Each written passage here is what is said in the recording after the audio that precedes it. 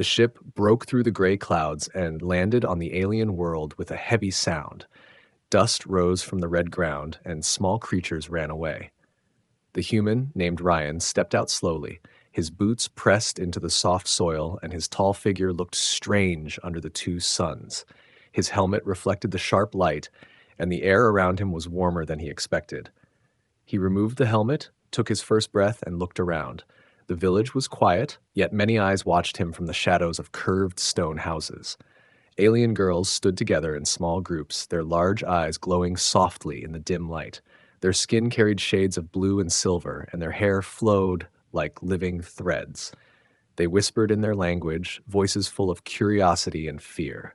None of them had ever seen a human before. The stories told to them since childhood said humans were ugly, fragile, and dangerous. But what they saw now was different. Ryan's body was broad and firm, his chest rising with each steady breath. The shape of his arms and legs looked powerful, his movements balanced and confident. One alien girl stepped forward. Her name was Sira. She tilted her head, her silver hair falling over her shoulder, and studied him. "His body looks wrong," she whispered to her sister. But her eyes did not turn away. Instead, she found herself staring at the structure of his shoulders, the sharpness of his jaw, the way he stood tall like he was unafraid of anyone around him. More girls moved closer, their whispers spreading like fire in the air. Ryan could feel the attention. His hand stayed near the small weapon at his side, but he did not raise it. He wanted peace, not trouble. He raised one arm slowly, open palm, showing he carried no harm. But the girls gasped louder. They had never seen such rough skin, muscles clear under it. To them, his arm looked like stone, cut and shaped by struggle. Their own kind was smoother, softer, not made for long fights. They had believed humans were weak, but weakness did not show in the body standing before them. A group of elders came out, tall figures draped in long robes. They looked at Ryan with cold eyes, but even they noticed the reaction of the young ones. The girls' eyes widened every time Ryan moved. When he lifted his helmet and tucked it under his arm, they saw the lines of his neck, the raw strength behind it. One girl covered her mouth, whispering, "It cannot be true. A human body is not like ours, but it is not broken. It is strong." Ryan stood still, silent, waiting. The tension in the air felt heavy. He could hear their whispers, though he did not understand the words. He only knew the tone. It was shock, confusion, maybe even fear. His mission was simple. He had come here to find resources, maybe allies. But from the way they looked at him, it was clear he was the first human to set foot among them. The alien girl's shock grew deeper when Ryan bent down to touch the ground. His fingers pressed into the soil, lifting a small rock. His hand closed around it, veins showing clearly under his skin, and then he crushed the stone easily. The sound of breaking rock echoed in the quiet village. The girls gasped again, some stepping back, others leaning closer. Their bodies shook, not from fear alone, but from disbelief. Humans were supposed to be weak, yet this one had crushed stone like it was nothing. Sira's sister whispered, "Our men cannot do that, not with bare hands." Sira nodded slowly, her eyes locked on Ryan's body as if trying to understand how such strength could exist in flesh. Another girl, braver than the rest, stepped closer. She reached out her thin hand and touched Ryan's arm quickly, then pulled back as if burned. His skin was warm, solid, as if nothing like the soft texture of her own people. Her heart beat fast as she turned to her friends and said, "He is real. His body is like the stories said, but stronger." The elders frowned, worried at the reaction of the young ones. They saw admiration in their eyes, something dangerous for tradition. Humans were supposed to be feared, not respected. But the evidence was before them, alive and standing tall. Ryan finally spoke, his voice low and steady. "I mean no harm. I come in peace." The alien girls could not understand his words, but the sound of his voice made them freeze. Deep, strong, calm, it rolled through the air like a force. They looked at one another, their faces pale, their hearts beating faster. The first meeting was filled with silence and gasps. The human stood in the center, and the alien girls circled him from a distance, shocked by every movement of his body. His presence was not just foreign. It was overwhelming, something their world had never prepared them for. They expected weakness, but instead they saw a mystery of strength. Their shock was only the beginning. and none of them knew that this arrival would change everything in their world. The whispers spread like smoke through the narrow streets of the village. The alien girls gathered in corners, speaking in hurried voices, their glowing eyes darting toward the strange human who now walked among them. Some pressed their hands against their lips, trying to hide their surprise, while others could not stop staring at the lines of his body, the way his muscles flexed beneath his strange clothing. To them, it was not just unusual, it was impossible. Their mothers had always told them that humans were fragile, weak creatures who relied on tools and weapons to survive. Yet the body they saw with their own eyes told a different story. Sira sat with her sister beneath the shade of a carved stone arch. Her voice was barely a whisper. He should not be alive here. The air is thick, the ground is heavy. Our own males struggle to cross the valleys without gas masks. But look at him. He breathes like it is nothing. Her sister did not answer, her eyes fixed on the way Ryan's chest rose and fell, calm and steady, like he belonged to the world more than they did. Nearby, 3 younger girls leaned close together. One giggled nervously, pointing at the human's arms. "It looks like carved rock," she said. The second girl shook her head quickly, her long silver hair brushing her shoulders. "No, it looks dangerous. That body could break us in half." But the third girl whispered words that silenced them all. "Then why do I feel drawn to it?" None of them spoke after that, their minds caught in a quiet war between fear and fascination. Ryan did not understand the words, but he felt the weight of their stares. He walked through the market square, his boots pressing into the soft dirt while dozens of alien eyes followed him. The air was heavy with tension, as if everyone held their breath at once. He glanced toward the sky, seeing the twin suns above, but his focus remained sharp on the movement around him. He knew when a crowd watched, when curiosity turned to danger, and he felt both circling him now. The girls tried to compare him to the males of their kind, but the comparison only deepened their confusion. Their males were taller, leaner, built for agility and speed. They had smooth skin, light bones, bodies made to bend and escape. But this human carried weight and force in every part of him, like he was made for survival at any cost. His body was not built for escape. It was built for endurance, for struggle, for lasting against things that would crush others. One of the braver girls, eyes wide with curiosity, whispered loudly enough for the others to hear, "Do you see the scars on his arm? Those are not marks of weakness. Those are signs of battles won." Her voice trembled, as if she was afraid of her own thoughts. The others gasped and turned to her, because scars were not something their people carried. Their skin healed without marks. To them, scars meant brokenness, imperfection. Yet when they looked at the human, the scars seemed like medals, proof that his body had survived what should have destroyed him. The elders tried to calm the whispers, their stern voices reminding everyone that humans were a threat, nothing more. But even the elders could not silence the way the young ones' eyes lingered too long on Ryan's frame. They could not stop the quiet curiosity spreading through the village like a forbidden fire. Sira's grandmother pulled her close, warning her, "Do not stare at him. His body is not for us. He is an outsider." But Sira's thoughts rebelled against the words. She had never seen strength so raw, so unpolished, yet so alive. It was not just the way he stood, it was the way his presence seemed to bend the air around him, as if the world itself had to make space for him. The whispers turned to quiet arguments. Some girls believed he was dangerous, a shadow sent to trick them. Others whispered that maybe their stories were wrong, that maybe humans were not weak at all, but something far more terrifying: resilient. The word carried through the air unspoken but understood, and it made their hearts beat faster. Ryan paused at the edge of the square, his eyes scanning the faces around him. He could feel their fear and their fascination mixing together. He did not move quickly. He did not raise his weapon.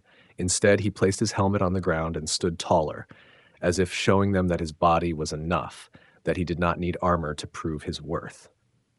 The alien girls gasped again, some clutching at each other, others stepping forward without realizing it. They had never seen a creature so open, so exposed, yet so strong. The shock in their eyes was no longer just disbelief. It was something more dangerous. It was the beginning of a question they were afraid to ask. If humans were truly this strong, what else had their people been wrong about? The council gathered in the wide circle of stone, their voices low and sharp as they debated what to do with the human. The villagers crowded outside the ring, and the girls pressed close together, eager to see what would happen. Ryan stood alone in the center, his eyes calm, though he knew he was being judged. He did not understand their language, but he could feel the weight of their decision. This was not a welcome. It was a trial. A guard stepped forward holding a heavy staff carved from black stone. He pointed it toward Ryan, then threw another staff at his feet. The meaning was clear. Ryan bent down, picked it up, and felt the balance of the weapon in his hands. He nodded once.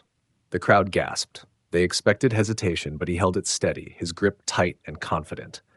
The guard lunged without warning, the black staff cutting through the air. Ryan blocked with his own, the impact sending a deep thud through the circle. The girls watching let out sharp breaths, their hearts racing.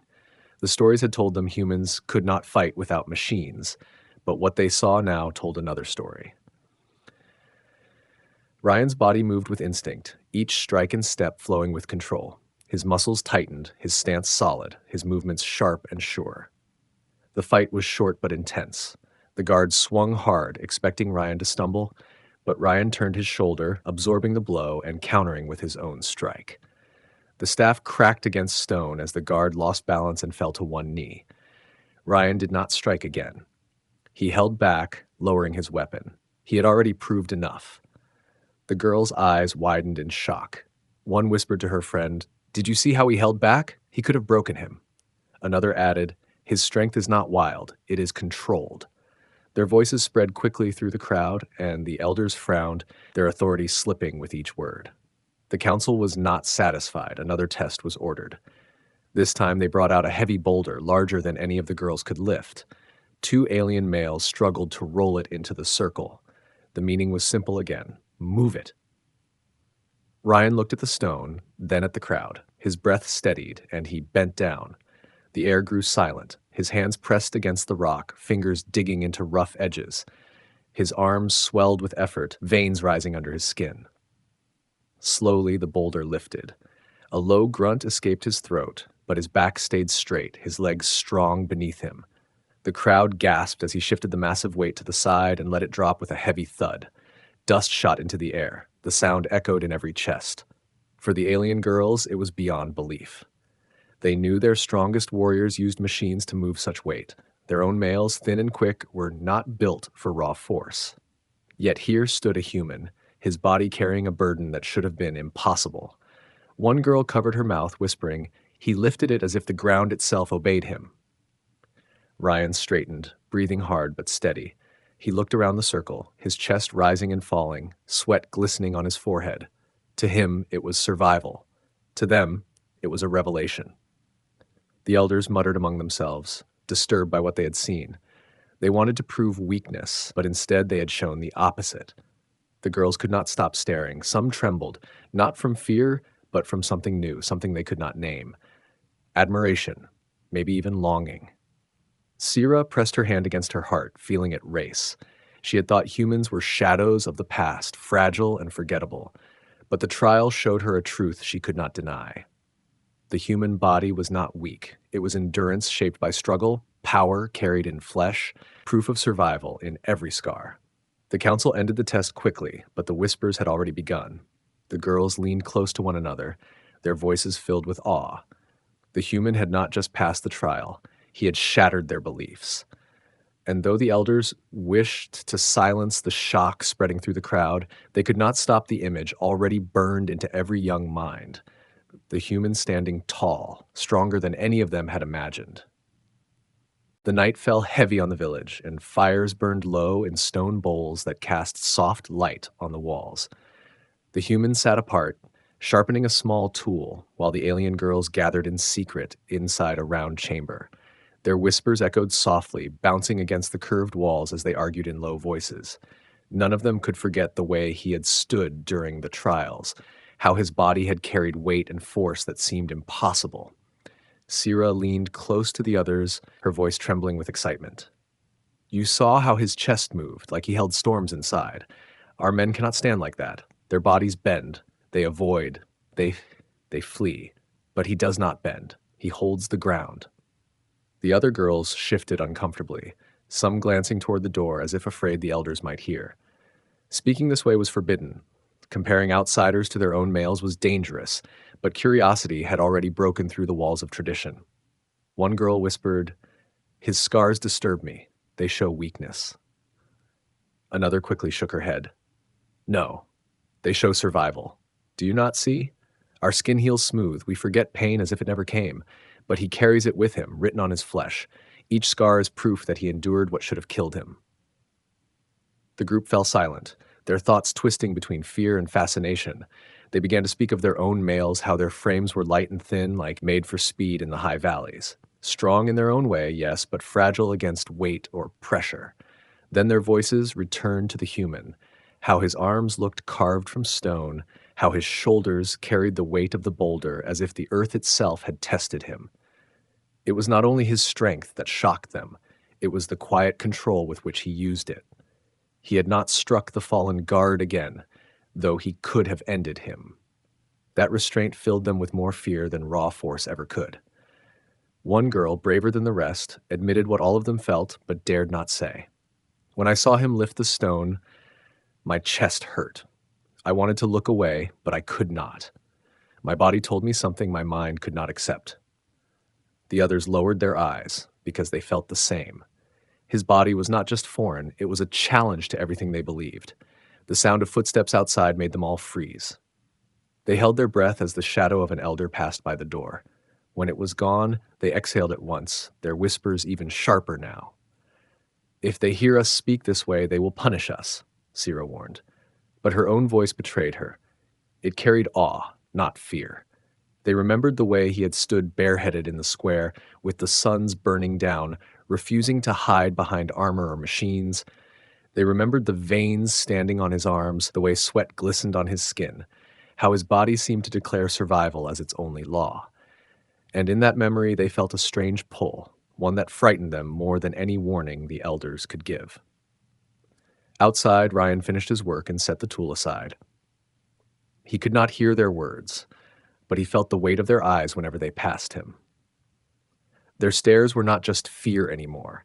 They carried something else, a question neither he nor they could yet answer. Inside the chamber, the whispers grew darker, more daring. One of the girls finally said what none dared speak before. "If our males are the standard, then why does one human make them all look like shadows?" The silence that followed was heavy, broken only by the crackle of fire outside. Every girl knew the thought was dangerous, but every girl also knew it was true. The night was restless, filled with distant howls from the jagged hills. The village slept in silence, but Ryan kept watch near the edge, his hand resting on his weapon, though his eyes stayed half closed. He felt the ground shift slightly beneath him, a vibration too steady to be the wind. Moments later, a sharp cry split the air. Shadows moved quickly along the rooftops, strange raiders with curved blades slipping into the village like smoke. The alien girls woke to chaos. Flames burst from one of the huts and screams carried across the square. They rushed out, terrified, but froze when they saw Ryan already moving. His body leapt into action with a speed and force they had not imagined. He grabbed a fallen staff, swinging it with precision. One raider charged at him, taller and armed with jagged steel, but Ryan's strike landed across the attacker's chest, sending him sprawling into the dirt. The sound of the clash echoed, and more girls came out, watching in shock. They expected the human to run, to hide, but instead he placed himself between the invaders and the villagers. His body bent low, strong legs bracing against the weight of a second attacker. The raider slashed, sparks flying as metal scraped across the human's arm guard. Ryan gritted his teeth, twisted his body, and threw the raider to the ground with sheer strength. The girls gasped, their voices trembling. "He fights without fear. How can flesh endure this?" Sira stood frozen near the firelight, her sister clutching her arm. They saw Ryan lift one of the raiders off the ground, his muscles tightening with raw power, and slam him into the earth so hard the sound shook the stones. It was not just victory, it was survival painted into every move. Their males fought with agility and distance, never allowing their bodies to collide with danger. But this human's body met danger face to face, absorbing it, breaking it, and still moving forward. Blood streaked across Ryan's cheek as he blocked another strike. His chest heaved, but he did not slow. Each breath pulled fire into his lungs. Each step carried him closer to the next enemy. The raiders hesitated now, their confidence broken by something they did not understand. One shouted in their tongue, retreating into the dark. The others followed, vanishing as quickly as they had come. The village was safe again, but the silence that followed was heavier than the attack itself. The alien girls stood in the square, their eyes locked on the human. His body was covered in sweat, his arms marked with fresh cuts, his chest rising and falling like a drum beat. And yet he remained standing, tall and unbroken. One girl whispered in disbelief, "No male of our kind would still be on his feet." Another's voice shook with something closer to awe. "He bleeds, but he does not fall." Ryan lowered the weapon, his gaze sweeping over the frightened faces. He said nothing, only nodded once to show they were safe. But that single gesture struck them harder than his strength. He had risked everything for strangers, his body the only shield between them and death.